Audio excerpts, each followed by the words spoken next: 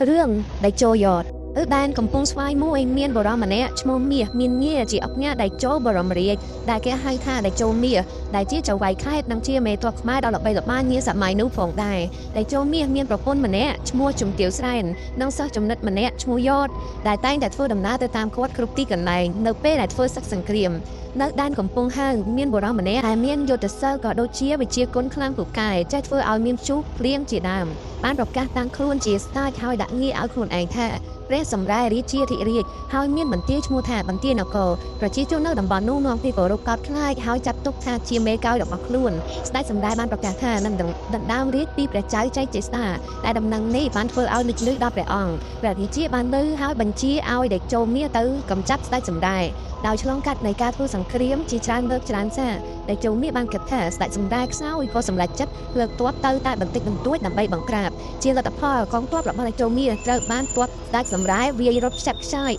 រីឯដេកចូលមាសវិញត្រូវបានស្ដេចសម្រាយវាយឲ្យត្រូវរបួសប្រងខ្នងដោយបាត់ដៃមហាទម្ងន់ហើយក៏បានយកចូលមកជួយសង្គ្រោះទាន់ដល់មកដល់កំពង់ស្វាយវិញជំទាវសែនដែលជាភរិយារបស់ដេកចូលមាសមានការព្រួយបារម្ភជាខ្លាំងហើយក៏ពិភាក្សាជាមួយស្វាមីដើម្បីរកវិធីចាប់ស្ដេចសម្រាយនៅទីបំផុតជំទាវសែនបានចេញមកបង្ក្រាបស្ដេចសម្រាយជំនួសដីដោយប្រើបេកលក្តៅស៊ីរៈត្រជាក់ស៊ីជ្រៅជំទាវសែនបានធ្វើជាលែងលះជាមួយនឹងដេកចូលមាសជាប្តីដោយប្រាប់ពីមូលហេតុថាទោះអាស្រ័យគ្នាធ្ងន់មិនអាចរួមរស់នៅជាមួយគ្នាបានហើយពុំមាននរណាម្នាក់បានដឹងរឿងនេះឡើយក្រៅពីដេកចូលមាសនិងយតជំទាវសែនបានផ្លាស់ទីពីកំពង់ស្វាយមកតាំងទីនៅក្បែរកំពង់ហៅដែលជាបន្ទាយរបស់ស្ដេចសម្រាយដោយបើកខាងលក់គ្រឿងសព្វាវុធត្រីងៀតជាដើម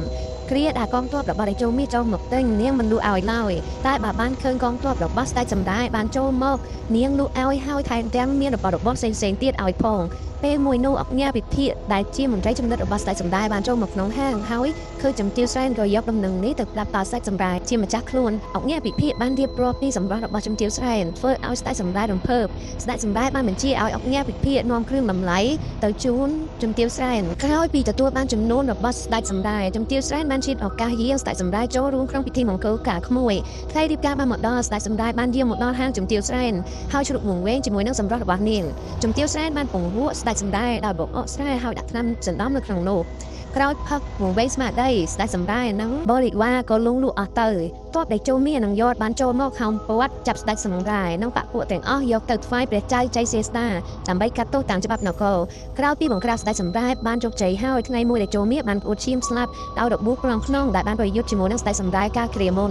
នឹងស្លាប់ដែលចូលមាសបានហៅយតមកសរសេរសារលិខិតដោយប្រគល់ភារកិច្ចផ្សេងៗទៅឲ្យយតព្រមទាំងបានផ្ដាយផ្ដាំថាសត្រូវណាដែលឆោតល្ងងត្រូវតែទុកឲ្យរស់ហើយសត្រូវណាដែលប្រឆាំងដាច់ខាតរាល់ជនទាំងឡាយណាដែលធ្វើឲ្យជាតិអន្តរាយមិនថាព្រះរាជាក៏ដោយពេលនោះសៀមបានឈានពានទឹកដីខ្មែរដល់ខេត្តពោធិ៍សាត់បាត់ដំបងដែលចៅចៃចេស្តាបានទទួលដំណឹងនេះហើយទ្រង់ក៏បានប្រទានដាវអញ្ញាសឹកឲ្យទៅយតដើម្បីទៅបង្ក្រាបពួកសៀមកាលនោះយតបានពិភាក្សាគ្នាជាមួយនឹងអុកញ៉ាព្រំស្រីដែលជាមន្ត្រីចំណិតធ្លាប់ធ្វើសក្តិសង្គ្រាមជាមួយនឹងគ្នាជាមួយនឹងដេចចូលមាសដែរក៏ត្រូវបានកេណ្ឌទ័ពឲ្យបានច្រើនទើបអាចតតាំងជាមួយពួកសៀមបានយតបានបញ្ជាឲ្យគេកេណ្ឌទ័ពឲ្យបានច្រើនដើម្បីទៅប្រយុទ្ធជាមួយទ័ពសៀមពេលនោះមិនចៃចង្រៈនឹងបពុតរបស់ពួកគេក៏ត្រូវបានកេណ្ឌទ័ពទៅឲ្យច្បាំងជាមួយនឹងពួកសៀមដែរដោយរាល់លើកក្រុមនេះបានរួចផុតពីកំណែនព្រោះមានអ្នកម្នាងនោះដែលជាបងស្រីបង្កើតនៅត្រូវជាស្នំរបស់ព្រះចៅចៃជាស្ដាជួយក្រោយបានទ័ពច្រើនយតនៅអុកញ៉ាព្រំស្រីបានដឹកនាំទ័ពទៅបណ្ដេញជនឈ្លានពានចេញពីទឹកដីខ្មែរការប្រយុទ្ធរវាងខ្មែរនិងសៀមយតសង្កេតឃើញថា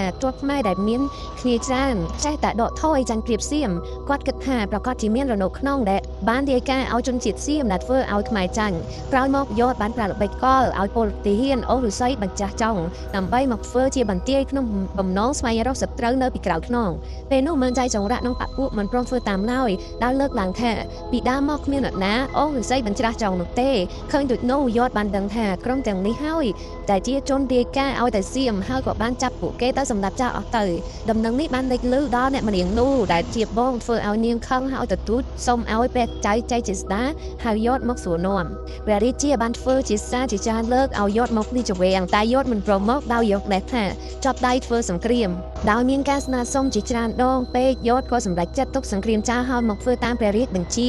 ដល់ពេលមកដល់វិញព្រះរាជាបានឲ្យយោធនិយាយទល់មុខគ្នាជាមួយអ្នកម្នាក់នោះដើម្បីដឹងការពិតគ្រានោះកំពុងតែនិយាយគ្នាយោធបានដកកូនកំបិតគុកសម្លាប់អ្នកម្នាក់នោះនៅចំពោះមុខព្រះភ័ក្ត្រព្រះរាជាហើយបានប្រកាសថានឹងធ្វើឃ្នាំងដាក់ខ្លួនឯងចូលទៅឲ្យព្រះរាជាដាក់ទោសក្រោយមកយោធបានត្រឡប់ទៅសមរភូមិវិញហើយដឹកនាំទ័ពធ្វើសង្គ្រាមបណ្ដេញទ័ពសៀមដកថយចេញពីទឹកដីខ្មែរអស់បានជ័យជំនះក្រោយទទួលបានជ័យជំនះក្នុងសង្គ្រាមយោធបានត្រឡប់មកពីរាជធានីឧដុង្គដោយឲ្យគេធ្វើឃ្នាំងដាក់ខ្លួនឯងចូលទៅក្នុងដើម្បីធ្វើដំណើរទៅរាជវាំងឲ្យព្រះរាជាកាត់ទោសតែត្រូវបានព្រះរាជាបង្គាប់មិនឲ្យចូលវាំងទេហើយឲ្យត្រឡប់ទៅខេត្តកំពង់ស្វាយដោយប្រទានងារជាតេជោមានឋានៈជាចៅហ្វាយខេត្តត្រួតត្រាខេត្តកំពង់ស្វាយជំនួសតេជោមាសពេលមកដល់ខេត្តកំពង់ស្វាយវិញជំទាវស្រែនបានរៀបចំពិធីជប់លៀងដើម្បីទទួលអបអរជ័យជំនះរបស់យោធជំទាវស្រែនថាគាត់រីករាយខ្លាំងណាស់ដែលបានឃើញយោធនាំជ័យជំនះជូនជាតិហើយគាត់តែងតែស្រមៃឃើញយោធនិងប្តីគាត់ត្រឡប់មកធ្វើសង្គ្រាមជាមួយគ្នាវិញពេលនោះជំទាវស្រែនប្រាថ្នាចង់រកភរិយាឲ្យយោធតែត្រូវយោធបានប្រាប់ថាដោយស្រឡាញ់កូនគេម្នាក់យូរហើយនឹងប្រាប់នាងនៅពេលក្រោយពេលនោះនាងម៉ៃដែលជាកូនស្រីរបស់អុកញ៉ាព្រំស្រីបានមកសារភាពស្នេហ៍ប្រាប់យោធតែត្រូវយោធប្រកែកហើយអ្នកទាំងពីរក៏រាប់អានគ្នាជាបងប្អូនធម៌យោធបង់ឲ្យអុកញ៉ាព្រំស្រីដែលចាត់ទុកជាឪពុកចូលស្ដីដណ្ដឹងជំទាវស្រែនប៉ុន្តែត្រូវជំទាវស្រែនប្រកែកទោះបីជាអុកញ៉ាព្រំស្រីចូលដណ្ដឹងចំនួន2ទៅ3ដងនៅក៏ដោយជំទាវស្រែននៅតែបដិសេធដោយប្រាប់ថាយោធគឺជាជនជាតិភាគតិចជាអតីតសិស្សប្តីនិងជាអ្នកបម្រើរបស់ខ្លួនបើយកយោធជាប្តីច្បាស់ជាអ្នកផងគេនឹងទាជាមិនខានដំណឹងនេះបានធ្វើឲ្យយោធកើតគំនិតមួយដើម្បីយកឈ្នះការរើសអើងវណ្ណៈនិងប្រកាន់ពូជសាសន៍របស់ជំទាវស្រែនដោយបញ្ជាឲ្យគេលួចកាប់កាន់ចន្ទាពីផ្ទះជំទាវស្រែនមកឆ្លាក់រូបជាព្រះពុទ្ធនិងរូបរបស់តេជោមាសហើយឲ្យគេសង់រោងមួយទៀតយ៉ាងធំដើម្បីធ្វើបុណ្យរំលឹកគុណគ្រូហើយអញ្ជើញជំទាវស្រែនមកចូលរួមថ្ងៃរៀបចំពិធីក៏បានមកដល់ជំទាវស្រែននិងបរិវារបាននាំគ្នារំដោះមកកម្មវិធីហើយជំទាវស្រែនបានបត់ជើងសំពះរូបចម្លាក់ទាំងពីរនោះកំពុងតែសំពះបន់ស្រន់មុខរូបសំណាក់ប្តីដែលចូលយោធបានចេញមកហើយប្រាប់ការពិតទៅជំទាវស្រែនហើយក៏បាននិយាយថាជំទាវស្រែនកំពុងសំពះកម្មចន្ទាខ្លួនឯងយោធប្រាប់ថាកម្មចន្ទាជំទាវជន់រាល់ថ្ងៃពេលគាត់ឆ្នាក់កាឡៃជំទាវស្រែនបែរជាក្រាស់សំពះចំណែករូបគាត់ជាអ្នកបម្រើក្នុងផ្ទះពេលនេះគាត់ខ្លាចជាតេជោក៏ជំទាវស្រែនគួរតែអាចបដូរអេរិយាបថមកទទួលគាត់ធ្វើជាប្តីដូចគ្នាជំទាវស្រែនបានប្រាប់ទៅយោធវិញថាយោធជាបុរសដែលមានលក្ខណៈសម្បត្តិដូចគ្នានឹងប្តីរបស់គាត់បេះបិទហើយជាមនុស្សដែលមានឧត្តមគតិស្នេហាជាតិយ៉ាងជ្រាលជ្រៅហើយការប្រកាន់វណ្ណៈការរើសអើងពូជសាសន៍គឺជាគំនិតដ៏អយុត្តិធម៌បំផុតក្រោយពីការយល់ន័យរបស់សាសនាដែលតេជោយោធបានបង្ហាញរួចហើយជំទាវស្រែនក៏បានបោះបង់គំនិតរើសអើងនិងប្រកាន់វណ្ណៈនេះចោលហើយយោធព្រមទទួលយោធធ្វើជាប្តីក្នុងគ្រានោះទៅ